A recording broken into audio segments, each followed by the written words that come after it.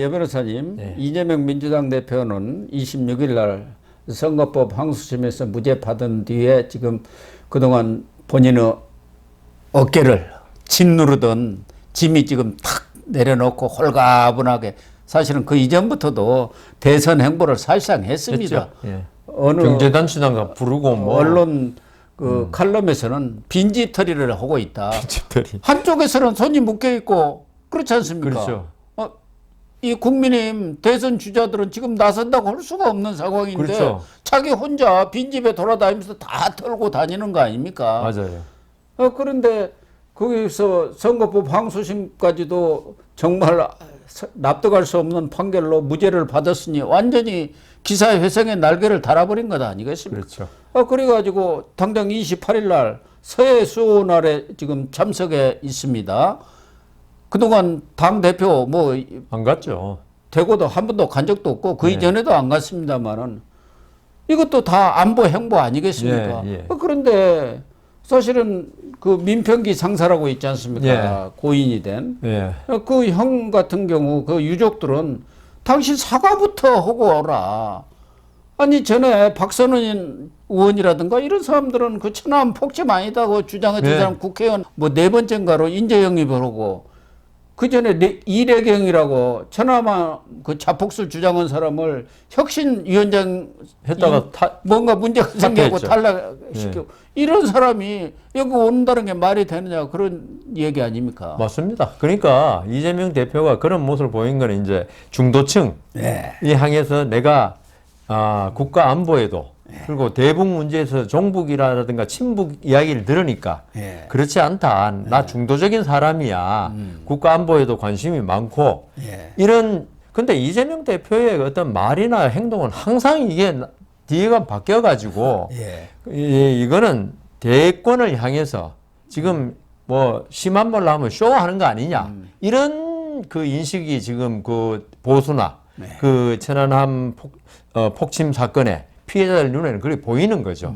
그래서 이재명 대표로서는 자기가 쌓아놓은 그런 업보가 있기 때문에 지금 어떤 행동을 해도 진정성이 안 보이니까 아마 이재명 대표가 천안함 사과해도 사람들 안 믿습니다.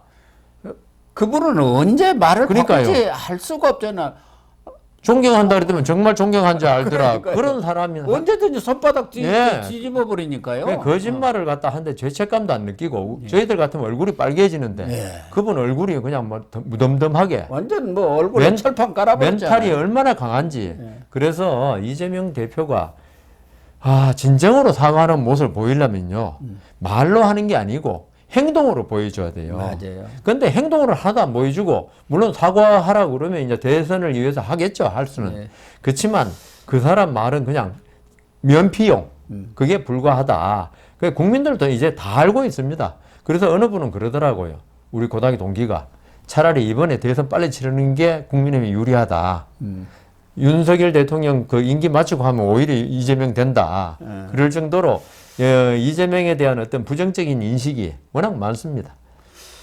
그렇습니다. 그래서 새해 수호날도 참석을 해서 저희들이 녹화하는 중에는 무슨 해프닝이 있었다는 말은 없습니다만은 아마 그 유족들이 좀 전에 문재인 전 대통령도 그때 갔다가 이 민평기 상사의 모친 이 항의하는 그런 모습도 있었지 않습니까? 봤습니다. 오늘 또 그런 해프닝이 일어나지 않을까 하는 예상도 합니다만 또 하나는 26일 무죄 선고를 받자마자 사실은 그 이전부터 뛰어가셔야 합니다. 지금 이 의성, 영양, 청송 뭐 해가지고 이 영남 일대가 전쟁 수준. 전쟁은 저리 가라 할 정도의 문화재 다 타고 지금 뭐 산불로 어마어마한 피해를 보고 있지 않습니까? 그래서 26일 날, 27일 날 내려가가지고 의성, 청송, 영양 등 이렇게 한 바퀴 쭉 돌면서 이재민을 위로도 하고 했습니다만은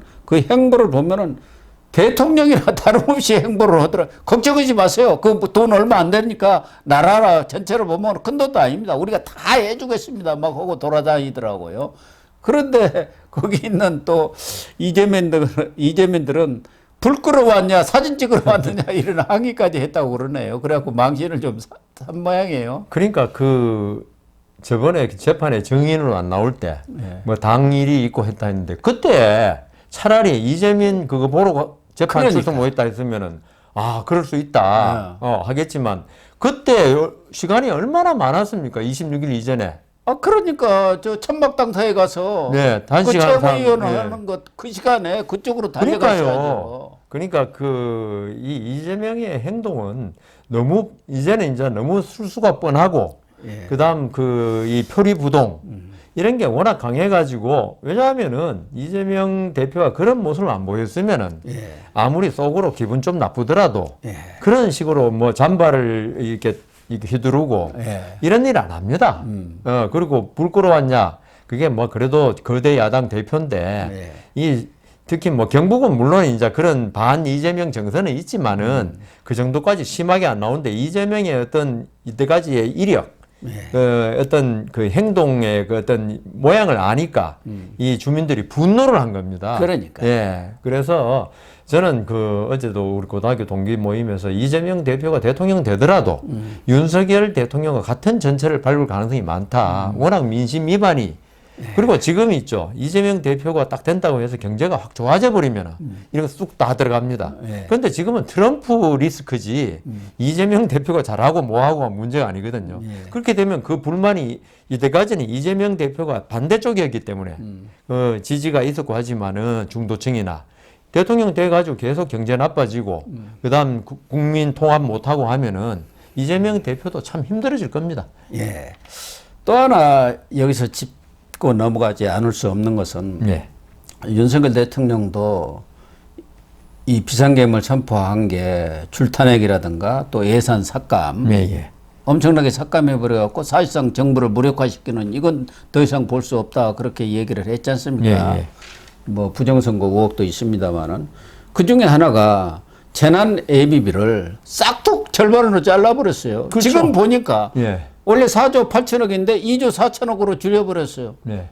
그래갖고 재난 대응 그 목적 예비비 이런 데 쓰는 그게 1조 정도 줄어가지고 제가 그 구체적인 뭐 데이터는 지금 갖고 있지를 않습니다만은 지금 이재명이가 가서 그 큰 돈 아니니까 걱정하지 마세요. 우리가 집 지어주고 먹고 입고 자고 하는데 아무런 불편 없이 하겠습니다. 하는데 그 돈은 어디서 나오겠냐 이거예요. 그렇죠.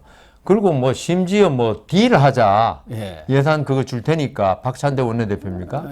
그런 국정을 가지고 그러니까 어떤 뭐 이거 재난예비비 뭐 이렇게 늘려주면은 그 25만 원 그거 그게 18조입니다. 18조. 예? 이거 다시 하자고 나오고 있는 거 아닙니까? 그러니까요. 지난번 예산 심의 때는 자기들 민생회복지원금 그걸 포기를 했었지 않습니까? 그걸 다시 살리자는 거예요. 이번 추경에. 그러니까 이게 더불어민주당이나 이재명 대표나 어떤 국리민복 이건 관심이 없다는 거죠 한마디로. 그 자기들 당의 어떤 이익이 되면 뭐든지 할 수 있고 이익이 안 되면 우리는 모르겠다.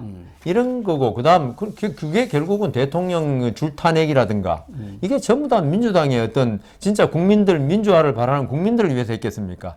자기들 집권 그다음 민주당의 어떤 이익을 위해서 한 거지. 그러니까 지금 헌법재판소의 문제에 대해서도 많은 국민들이 이게 진짜 민주당이 그동안 어떤 진짜 법치주의 민주주의를 지키기 위해서 했다는 인식을 하면은 보수라 해도 이렇게 못합니다. 근데 민주당과 이재명 대표의 한 행태는 모두 자기들 사익, 그 다음 정파적인 이익, 이기 때문에 국민들이 분노하고 있고 이번 26일이 아마 그 절정이 아니었던가 그런 생각이 듭니다. 이번 민생회복지원금 25만 원을 또 들고 나온 것은 이거 18조면 정말 이 18조를 첨단 산업을 개발한다든가 뭐 이런 데다가 지원하면은 어마어마하게 우리가 미래 먹거리를 개발할 수 있는 건데 이게 민생 회복을 위해서 지원하는 게 아니라 대선 앞두고 돈 풀자. 그러니까요. 우리 때문에 매표. 당신들 25만 원씩 받는 거야. 한 집에 4가족이면 100만 원 받는 이걸 하려는 매표행위죠. 그러니까 문재인 때 코로나 있어갖고 돈 풀어가지고 그래가지고 대성공했잖아요. 대성공 것을 봤단 말이에요. 지금도 이재명이가 문재인한테 원망하는 게 그거 아닙니까? 아니 지난 대선 때 돈 좀 풀자 그러는데 당신 안 풀어갖고 내가 0.73%서 졌다. 그 얘기거든요. 그렇죠. 그러니까 이번에 말은 뭐 민생지원금인데 실질적으로는 자기가 돈 풀어가지고 조기 대선이 이루어지면은 그 돈으로 매표를 하겠다 그 얘기거든요. 그러니까 매표 행위죠. 그 돈도 진짜 국민의힘 주장하는 대로 진짜 어려운 소상공인 요게 선별해가지고 해야지. 사실 뭐 저도 돈은 많지는 않습니다만 25만 원 받아가지고 뭐 요새 중국집에 가서 탕수육 몇 개 하고 먹으면 끝이던데요. 그거 프로에 뭐 하겠습니까? 정말 이 18조를 귀한 데 쓰면은 엄청난 이 부가가치를 창출할 수 있는데 그냥 25만 원씩 나눠 줘봤자 어디다 쓰겠습니까? 이재용 회장에도 나눠줘야 되잖아요. 그럼요. 이재용 회장은 만나가지고 삼성이 살아야 뭐 투자자가 살고 국민이 산다든지 돌아와서는 바로 상법 뭐 이런 거 다 개정하겠다고 개정해갖고 통과시켜버렸죠. 아이고. 그러니까 이재명의 말은 정말 콩으로 매주를 쓴다기도 믿을 수가 믿죠. 없어요. 그러니까요. 그러니까 이번에도 이재민들 위로하러 가서 뭐 무릎 꿇고 이재민 손잡고 걱정하지 마십시오. 제가 언제 빈말하는 거 봤습니까? 빈말만 했는데 이때까지. 언제 빈말하는 거 봤냐고. 그게 또 빈말이네 또. 참. 그런데도 불구하고 지금 이재명은 완전히 대선 행보를 하고 있는 거 아닙니까? 그러니까요. 사실상. 참 그래서 26일 선고가 두고 아쉽습니다. 그래 누구는 그날 사법부 치욕의 날이라고 정하자고 그러더라고요. 그래서 헌재가 정말 중요해졌어요. 그렇죠. 그 세 분이 버텨줘야 합니다. 균형추를 잡아줘야 됩니다. 균형을 잡아줘야 하는데 한두 사람이 뭐 흔들린다는 얘기가 나오니까 그것도 저쪽에 일종의 여론 공작이 아닌가 그러니까요. 이렇게 느끼면서도 이 사람의 마음이라는 게 또 알 수가 없지 알 수가 않습니까? 없으니까요. 네. 또 저쪽에서 무슨 공작이 들어갔을지 몰라요. 이렇게 돌아주면 당신은 헌재 소장이야. 뭐 이렇게 할 수 있지 않습니까? 그렇게 착한 권순일도 그래 넘어간 거 아닙니까? 그래서 그 참 26일 그게 참 저는 두고 아쉽습니다. 그렇습니다. 네, 시청자 여러분, 오늘 방송은 여기서 마치도록 하겠습니다. 시청해 주셔서 감사합니다.